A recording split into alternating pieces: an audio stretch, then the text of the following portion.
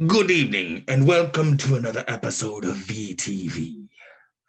Today we'll be discussing something close to my origin and preferential treatment, the Italian Vendetta.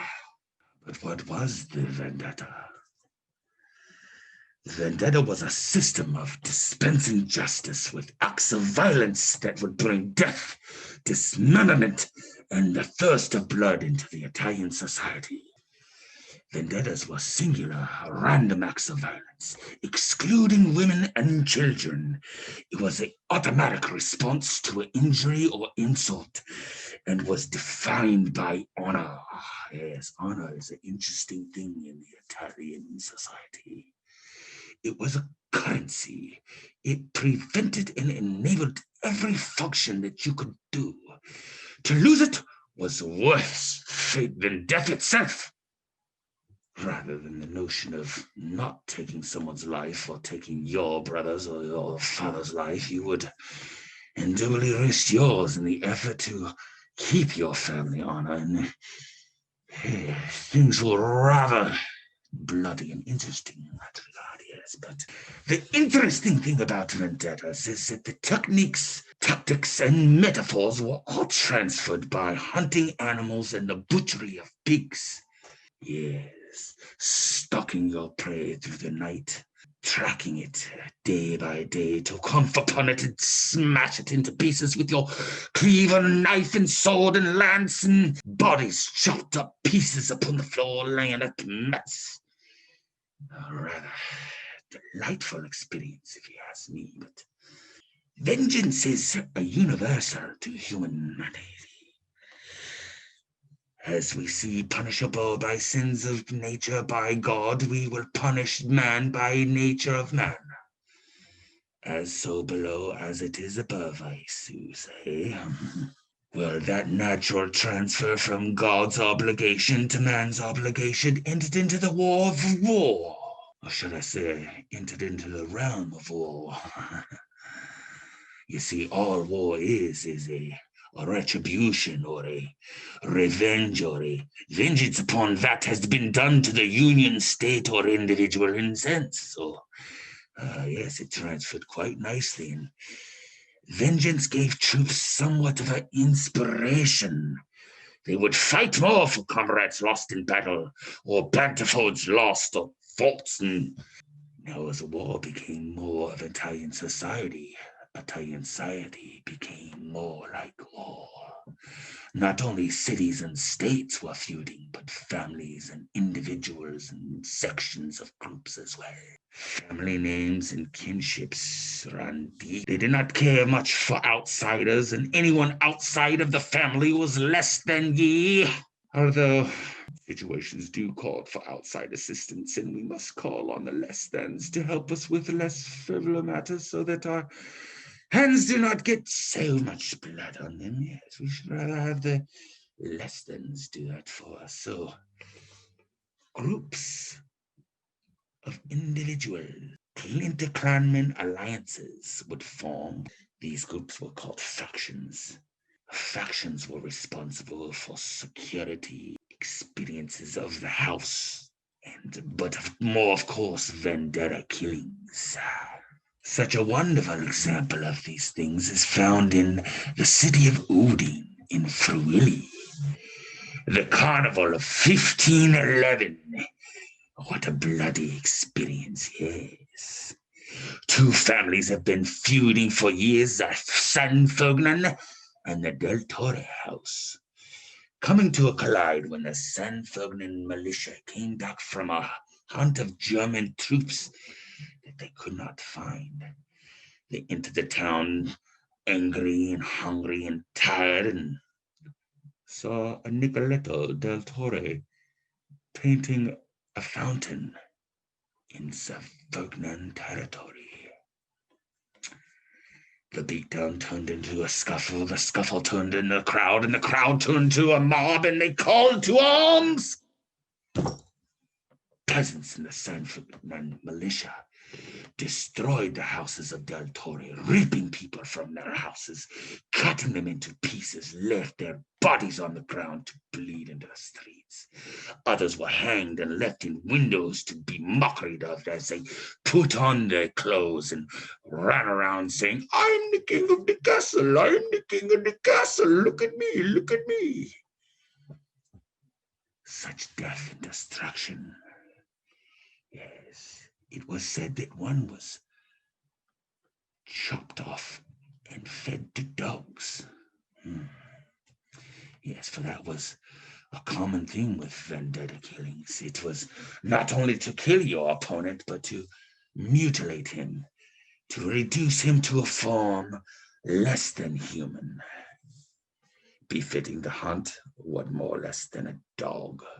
It was a cruel carnival that stained the people of Udine and would change history forever. Another interesting condition of the Italian Vendetta was the law structure of Italy itself. Despotic rulers, republican states, ill-fought Venice with this ignorant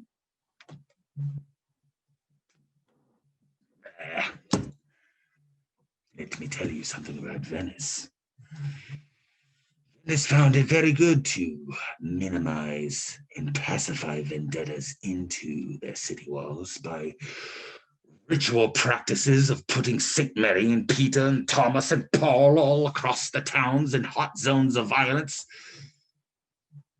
distracting them from the utter chaos. It was preventable.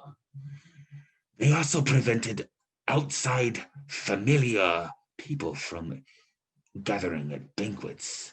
Yes, it was very hard for factionism to grow without able places to feed and multiply.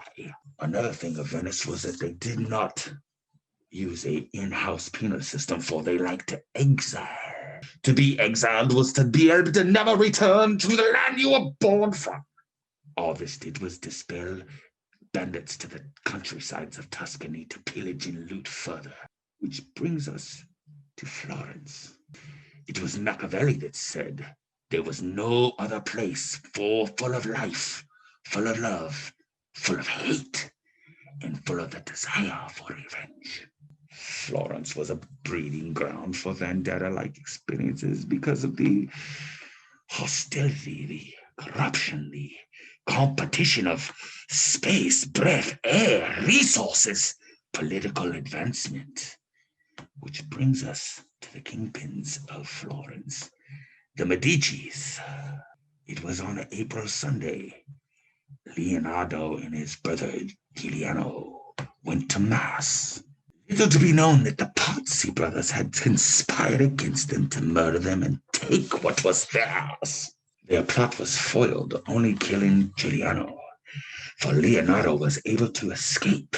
Quickly word spread by afternoon, and the hunt was on.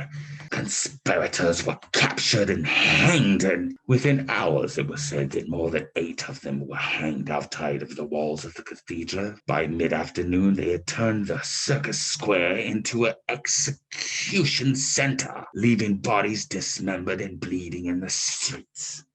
Bodies were hanged throughout the night and left there for dead. Several people were killed.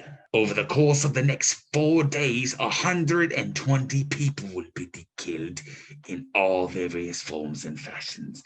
Some butchered, fed to dogs, hanged, killed and buried, exhumed and paraded through town in a glorious, gruesome fashion, only to be dropped back into the river. These were definitely troubling times. It makes me wonder why we call it the Pazzi conspiracy and not the Medici massacre.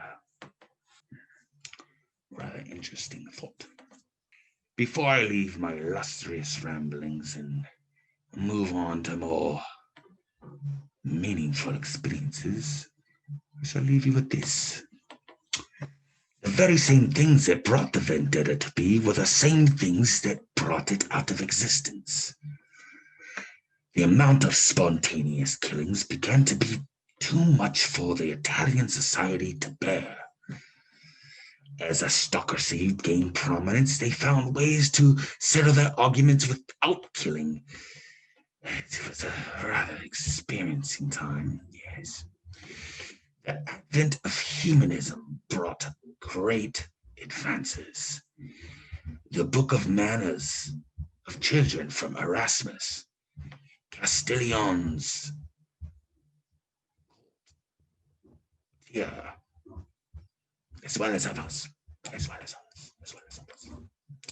all changed the form of how the aristocrats and noblemen conducted themselves, which changed the revolutionary the way that they acted in insult and injury.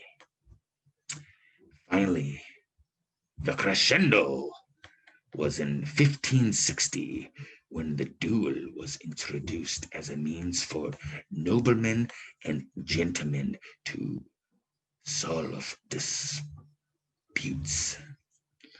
And now, revenge was something that was less of gentlemanly etiquette and disqualified from the duel, as well as lying and, well, a few other things, but it was a learning curve, more or less. So I thank you, and I leave you with this on this hour.